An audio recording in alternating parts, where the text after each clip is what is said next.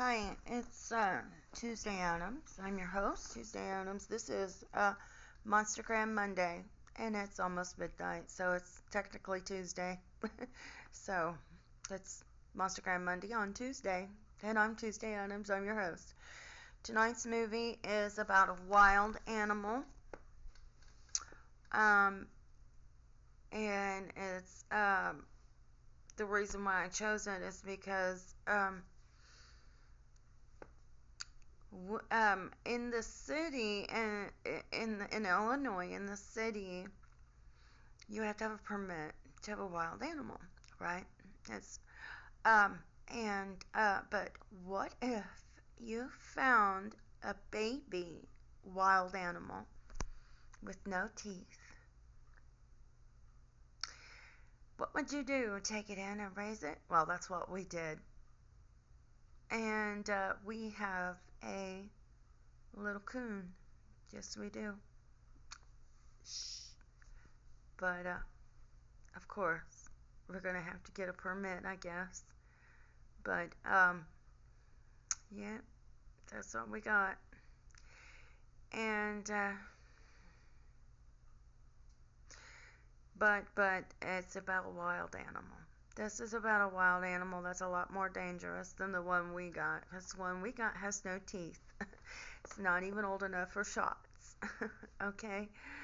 But, accidents happen. And sometimes when an accident happens, it means it was meant to be. And good things can come from it. By the way, I've got a new purse I made, and my friend named it the Americana purse. I'm going to tell you why. Because when I bought this yarn, I thought I liked it, and I didn't. Once I started to use it, I didn't like it anymore. But then I wanted to take this yarn back. Okay, so I tried to take it back 3 times. 3 times we decided we were going to take it back and decided not to go. Okay, or something happened and we didn't end up going. Okay, well, then,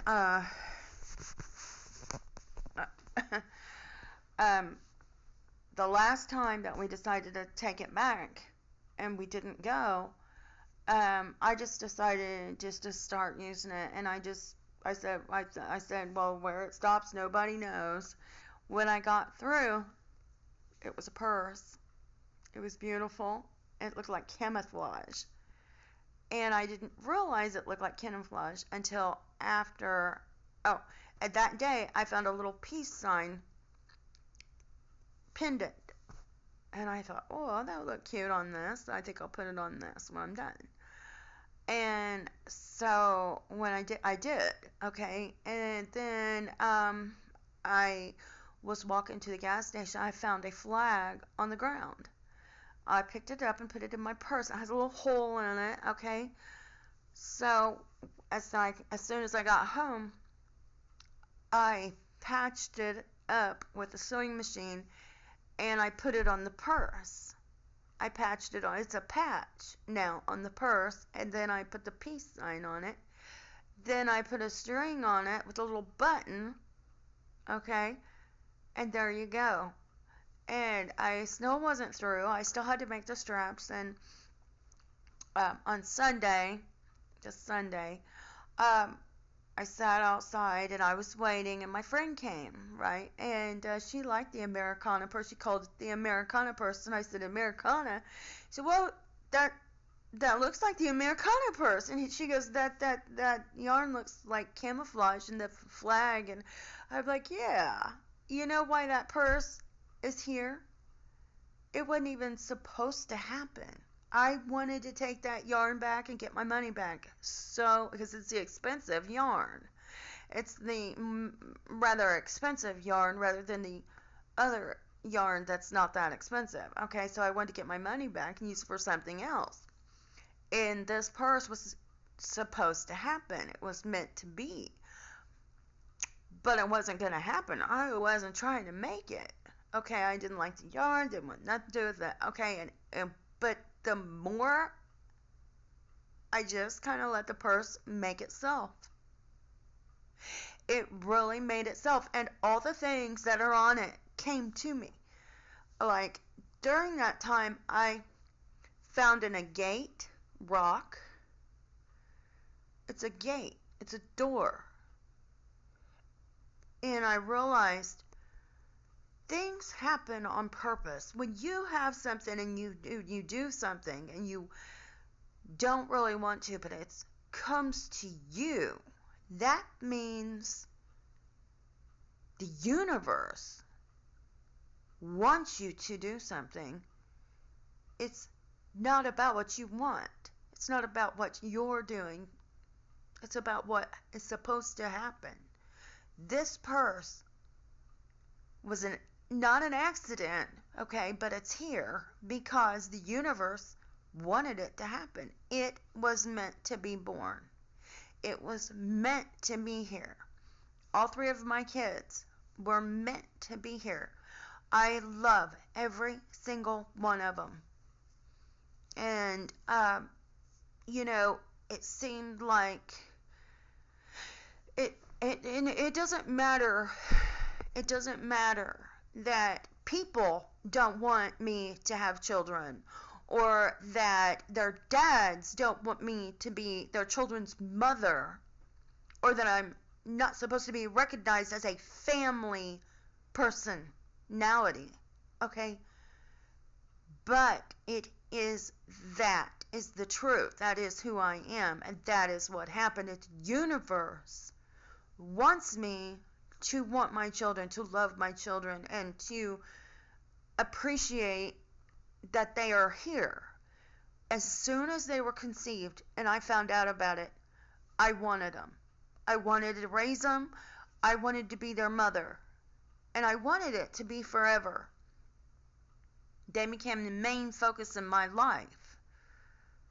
But I have a lot of people around me that were extremely controlling and trying to mess it up. Everything that I wanted, they tried to wreck, tried to ruin, and tried to take away from me. It's been that way since I was born because I was an accident. I wasn't supposed to be here. My dad didn't want me. But I'm here. Okay? My family doesn't recognize me as a legitimate part of the family anymore, even though my grandfather took me in and I was the sole heiress of the will, his will and testament, until 2 weeks before he died. Which means that when he changed the will, it was in the hospital right before he died, and he was under duress, and I can sue, and I probably will do that soon. Because he meant to make me feel like I was meant to be here. That he loved me. He was going to take me in whether my mom wanted me, whether my dad wanted me or not. It didn't matter. God wanted me here. The universe wanted me here. And my children are just as important. They were meant to be here. They're meant to be my children. No matter what you do to take them away, or what you tell them, or how angry you make them at me, the universe will always let them know who I am, who I was if I end up dying before it ever happens, and that they were meant to be. They're important. They were meant to be here. And they were meant to be my children, and we were meant to be family, and a family unit, and a loving family unit forever, no matter if I was a legitimate child or an illegitimate child, whether I was a product of a rape or not, or a product of love and a plan. I wasn't planned. My mom was a virgin, and she was raped because she got drunk one night at her friend's house. My dad raped her. She got pregnant. My grandfather talked him into marrying her They got married. It lasted maybe 6 months. Into the marriage, he tried to kill me before I was even born. He beat my mom's belly, black and blue, just beat her and threw her over a chair, belly first,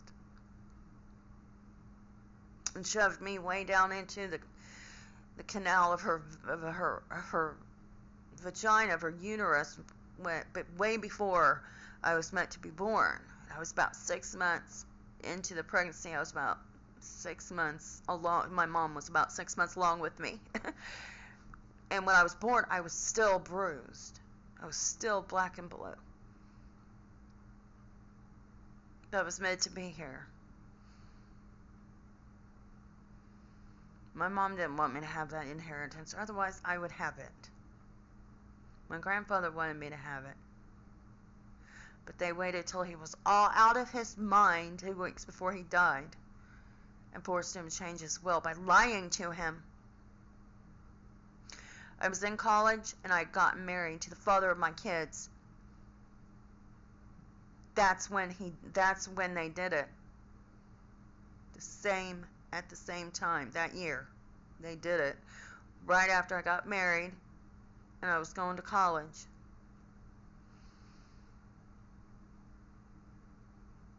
I was going to college and I got married. And they told him that I was too crazy to take care of an estate, that I didn't know what I was doing. The same year, I got married to the father of my children, and I got my diploma and went to college, got into college. I finished and went back to school and got my diploma in 1994. I was supposed to graduate in 1988, but I got pregnant. I went back to school, got my diploma, and went and got enrolled into college. I was going to Ball State. Turned around and got married to the father of my kids. Turned my whole life around. At that same year, that was the year he changed the will. My grandfather would not have done that of his own mind. He would have never done that. He was forced to. He didn't have to. Okay. Yeah, because for the whole time I was born, from the day I was born, he changed the will and put me as a sole heiress. I was in 1970, from that year to the year he died, 2 weeks before he died, he never changed his mind, never changed the will. He wasn't going to. He meant to leave it to me. 150 acres in Kentucky, everything he had. 150 acres, forest and a creek, mountains, and a house. It was mine and my son's. He added my son to it when he was born. My first son, Dustin. Nope, my aunt had to take it and give it to her daughter. She did it by deceiving him. Oh, well, Jacob and his mom, lied to, Isaac and was able to get Esau's inheritance by deception. And God blessed it. Do you think that's blessed? Do you think that is blessed? Because everything she said was a lie. Grandfather didn't know about it, but he didn't know. Okay? He didn't have any means to understand the truth because he wasn't all there. He was getting ready to die. He was on a lot of medication. He was in the hospital. Okay. Enough about me. Alright, but accidents happen. Wild things are meant to be. That's why when wild things come, even though it looks like it's illegal, it won't be. Evidently, somebody wants somebody to get a permit. Somebody wants somebody to do something, okay? Listen to the universe. When things happen like that, out of the blue, it's a gate, it's a door, it's a time to start doing things differently. Seeing things with different eyes. Accepting things, okay? This one is bear. and it says play dead on it. So I don't know. Is that the key to a bear not attacking you, is play dead? I don't think so. I think if you play dead, the bear would attack you anyway because they smell you. They'll rip you to shreds and they're hungry. Maybe not. Maybe they only attack if you think if they're threatened by you. Maybe it is. I don't know. Let's watch the movie and find out. Go to the description and click on the link. If it's not there, go to the community section of my channel, Tuesday Addams, on YouTube. And it'll be there. It'll take you straight to the movie. Bear, play dead.